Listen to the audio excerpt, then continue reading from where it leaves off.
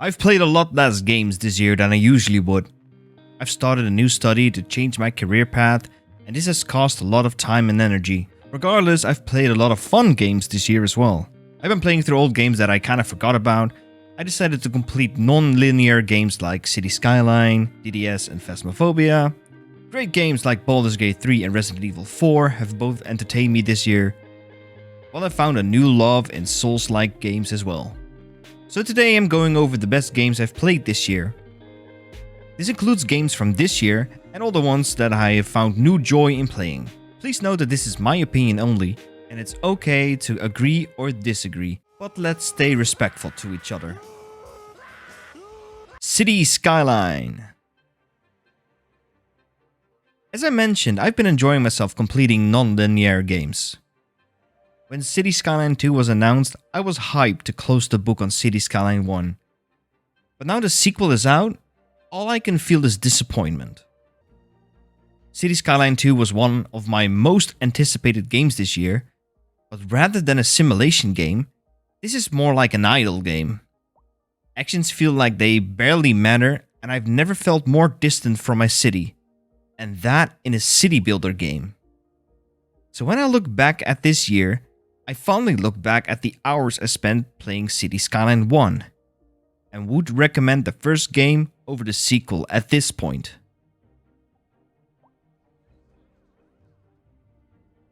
So for me, this year was the year of the Souls-like games.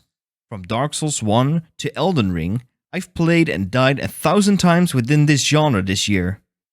So with that, let's not start with a From Software title, but rather start with Lies of P. I think Lies of P was my biggest surprise of the year. A non-From Software Souls-like that handled really well, created a familiar yet unique world and atmosphere. With simple and difficult bosses that all have their unique characteristics. An interesting weapon build system, and set all around the world of Pinocchio, with a dark narrative. World building is by far the best takeaway, and the combat, controls, and systems hold up their end of the bargain. Do not sleep on this game. Sekiro: Shadows Die Twice. Sekiro is a reality check that stands ready to slap you silly if you don't respect its bosses and mechanics.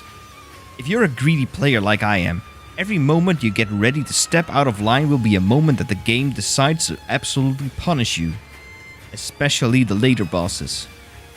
But I barely felt that the game was unfair to me. It was difficult, but it gives you all the tools to deal with them. So far, this is my favorite Souls-like game, and it deserves to be mentioned in this list, even though it's been released for a few years now. Resident Evil 4 Remake. When they announced the remake of Resident Evil 4, I was both excited and scared. The original Resident Evil 4 is my all-time favorite horror game, and is one of the few games I'd rate near perfect. So getting a new or changed version of it made me suspicious.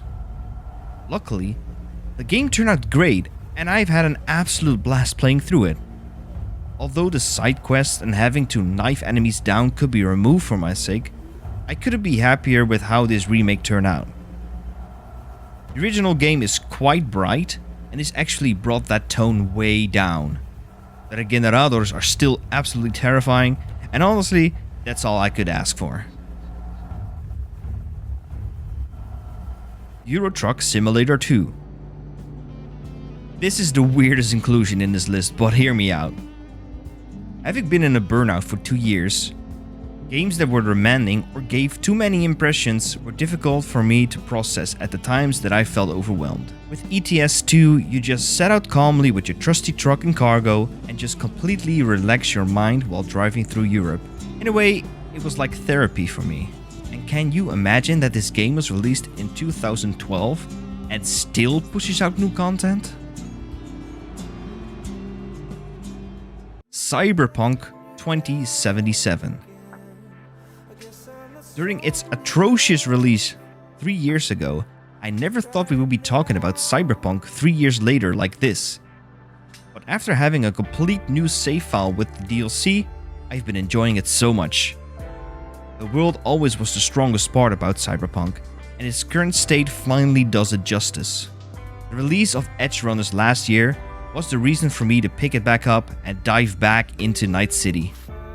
The level of detail, the depth of the story still amazes me, and I wish more people would give it another shot.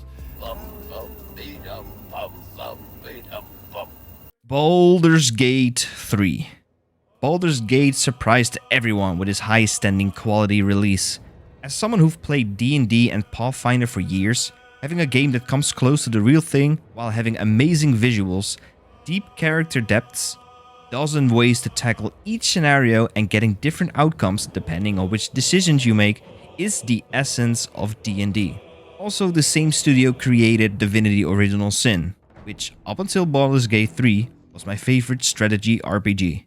I hope in 2024 I will have more time to discover new games, or finally pick up the games I couldn't get to. One thing to expect is a lot more YouTube content, so definitely stick around for that.